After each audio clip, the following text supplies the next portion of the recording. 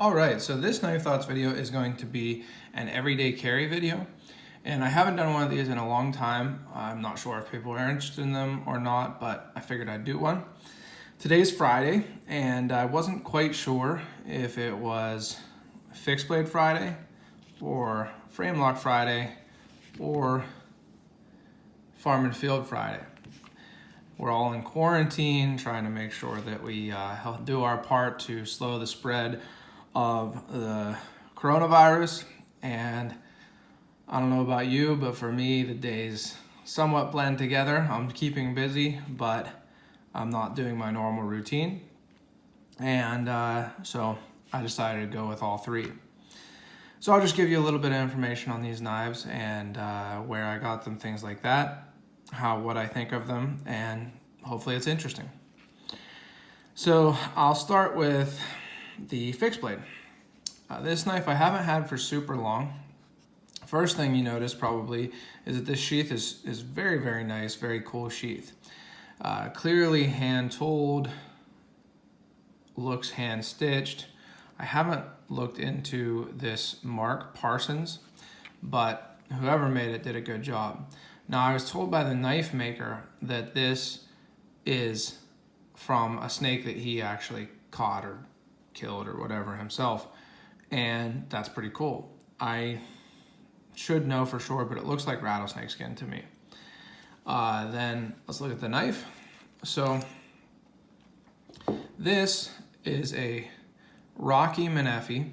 Hope I'm pronouncing that right. I'm not 100% sure, but seems right. Fixed blade, and it is actually a knife that was gifted to me by one of the students at the Brazilian Jiu-Jitsu school that I teach at. So I was really, really surprised. The student is from Texas, where Rocky Menefee it lives and makes knives and such.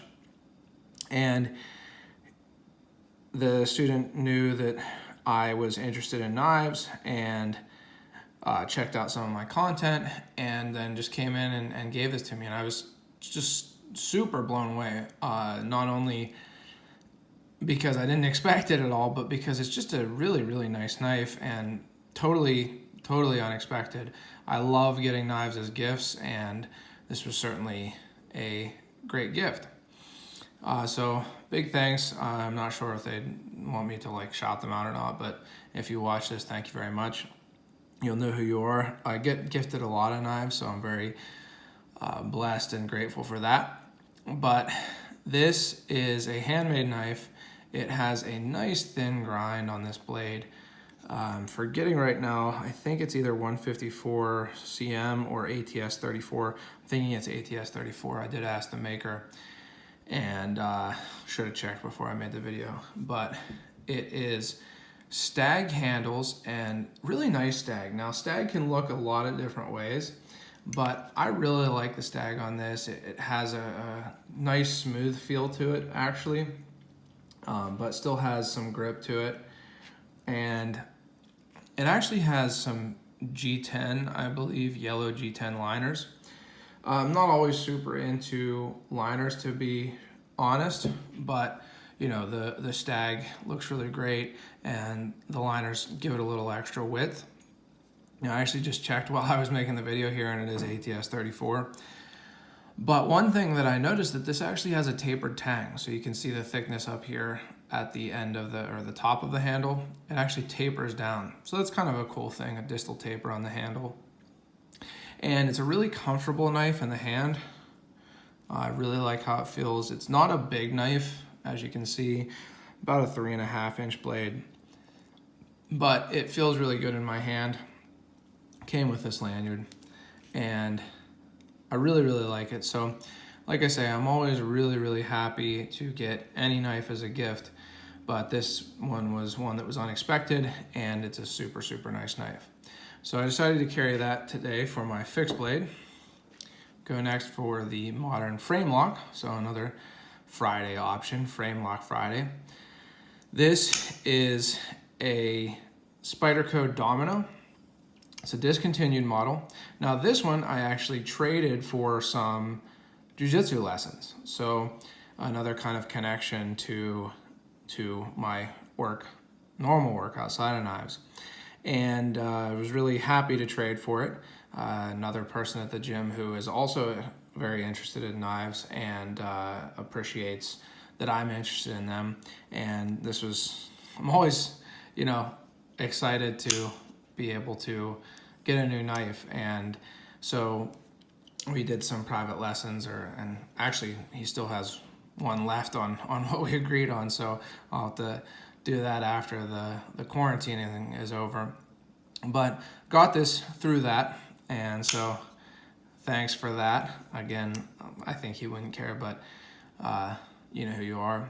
And the main thing that I like about the Domino, to be honest, is this handle scale. Now, some people don't like it. A lot of people, actually, the previous owner, said that was one of the things he didn't like, is that it was too flashy. But I really like flashy knives. I like gaudy knives to a point in certain ways. I like abalone handle knives and things like that. So I do like this.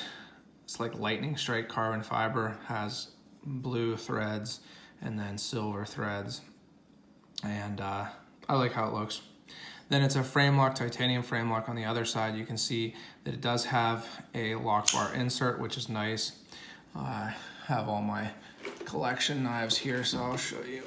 One thing, Spyderco doesn't always put a lock bar insert on their frame locks. This knife, the Chalkway, came out before they kind of started doing that, but they didn't put one on it, and unfortunately it has really bad blade stick. It doesn't on the first couple times you open it, but the more you open it, the more it starts getting blade stick.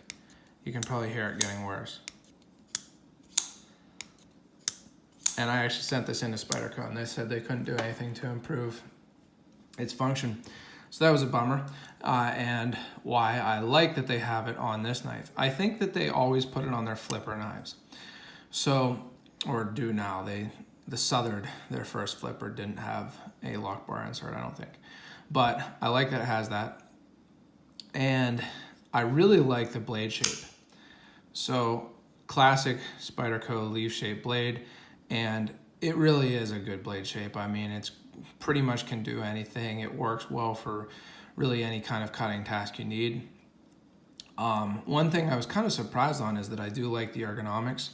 It's not a huge handle for the main grip area because it does have a choil, forward finger choil, but you can see that I can get most of my hand onto the blade, really all of it. So it feels good in the hand. The finger grooves do feel pretty all right for me. And then you can choke up into that, and the grip feels good there too because of the thumb ramp matching with the forward finger choil. So I like the ergonomics on it.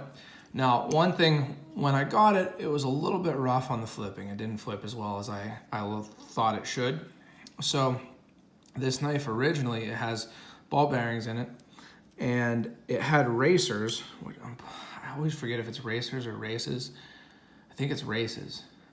But a flat circular piece of steel that went in the pivot between the bearings, the ball bearing pivot, and the titanium of the handle liner on this side and handle scale on this side. And the reason for that is because the titanium is softer than the bearings. And so when you tighten the knife down to take out the blade play, it can create a kind of a track in the titanium where those ball bearings actually push their way down in and create a track. But interestingly, what had happened was the ball bearings had actually bent and cupped the races, or the racers, whichever it is. And so those racers were actually bending inward from so the ball bearings putting pressure outwards, and they're making the races or racers bend inward, and that was making it real kind of like rough feeling. Like it wasn't rolling quite right. And I just went ahead and took them out, and now it flips great. I mean, no blade play at all, even when unlocked, no blade play. And it is drop closed. no forward and back, no side to side, even unlocked. So really, really smooth, really nice drop closed action now that I took those races out. So kind of strange. It was the races were supposed to help, keep the pivot from getting rough like that. And it seems that they were actually hurting it. So interesting, but if it works, it works in my opinion, especially considering, I don't want to say anything too negative about Spyderco's warranty because I've had good experiences too, but the whole Chalkway thing kind of soured me a little bit. I've had good experiences with Spyderco's warranty, but I wish they'd do something about that. And I do think that they're trying to improve the general opinion of their warranty. But nice action, even with the spider hole. That's one thing this knife is designed so that the spider hole is functional. They've made some knives since this knife, maybe along with this knife, but they've made some knives also where the spider hole isn't functional because it has a flipper. But on this one, the flipper is functional as well as the spider hole. And I always think it's a good thing to have two opening methods. So that's my modern knife for today, my frame lock for Frame Lock Friday. Nice knife, again, happy to get it as a trade for some jiu-jitsu lessons. Finally, on to Farm and Field Friday. Now this is probably the least well-known of them, but who cares? Farm and Field, as in Great Eastern Cutlery's working knife brand. You can see the Farm and Field tool stamp, and this is a number 71 bullnose. Now I got this from Ken at Blue Creek Cutlery. I think he finally ran out of these, but he does still have the Bull Busters, which is the larger version, I believe, last time I looked. So it's a great place to get traditional knives, Great Eastern Cutlery knives, as well as he has some others. So check him out and let him know that I sent you if you do get a knife from him. But this is a knife that I've used a lot. I really enjoy it. I've had bull noses in the past, and this one I've used more than any others, and I'm really, really come to enjoy it. It's one of Great Eastern Cutlery's cheapest models. It's in the $50 range. Sometimes they're around $60 depending on the materials and stuff. But super well made. Now it doesn't have quite the same finishing as other Great Eastern Cutlery knives. I just made a video on this knife, so I'll show it. The video here, this EDC video, will probably come out before this video, but I do have a video coming out on this knife, One Arm TC Barlow 2014 Rendezvous Special. But this knife shows some of the more finishing details on a Titty Ute. Has the bolsters. It's a little thinner, a little more rounded, so maybe not quite as much finishing. You don't see stag and things like that on Farm and Field knives, but they're built super well. Nice, really nice action. No blade play or anything. Well ground, well heat treated.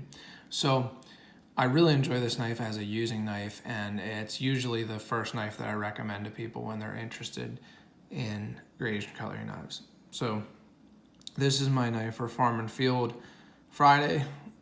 Like I said, probably the least well-known, but if you are interested in traditional knives, especially coming from Case, which are pretty close to Great Eastern Cutlery in price, but sometimes, maybe like one step lower on price.